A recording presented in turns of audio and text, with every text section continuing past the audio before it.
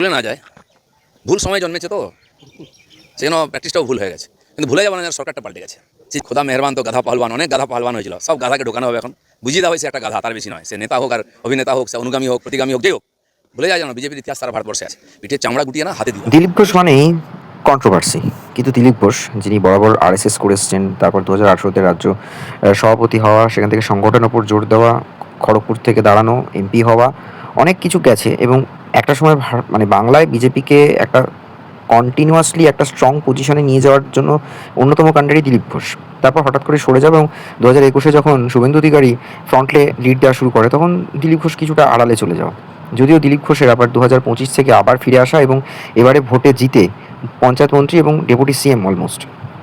তো সেখানে দিলীপ ঘোষ যা যা কথা বলেন সেগুলো তো প্রচণ্ডই একেবারে টু দ্য পয়েন্ট, এবং তিনি কট্টর হিন্দুবাদী এবং তার যা বক্তব্যগুলো খুব স্ট্রেট কাট বলেন, কোনো ওই আগু পিছু সামনে এরকম রাগঢাক করে কিছু বলেন না।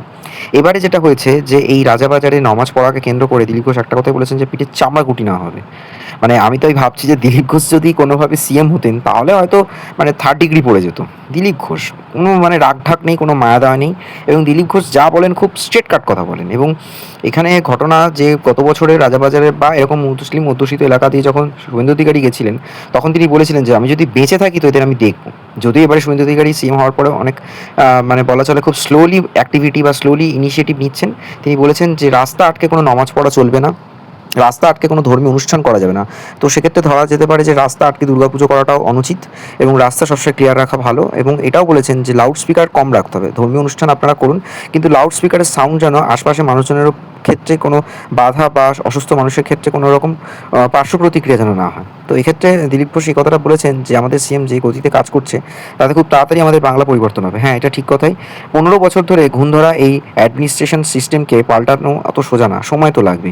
আস্তে আস্তে পুলিশ প্রশাসন, আইনের শাসক, শাসকের আইন, এই ব্যাপারটার মধ্যে যে কন্ট্রাভার্সন এবং সেটা থেকে যে শুধুমাত্র শাসক আইন চালাবে না, আইন শাসককে চালাবে, এই নীতিতে যে পরিবর্তন আনাটা এটা সত্যি গ্রহণযোগ্য এবং সেটা শুভেন্দু অধিকারী বা বিজেপি বলেই সম্ভব। এবং এটা ঠিক কথাই যে রাজাবাজারে যেভাবে দিনের পর দিন বছর পর বছর তারা নিজেরাই বলেছে আমরা অভ্যেস করে ফেলেছি যে নমাজ পড়াটা আমরা রাস্তায় করি, সেটা আমাদেরও একটু ভাবা উচিত।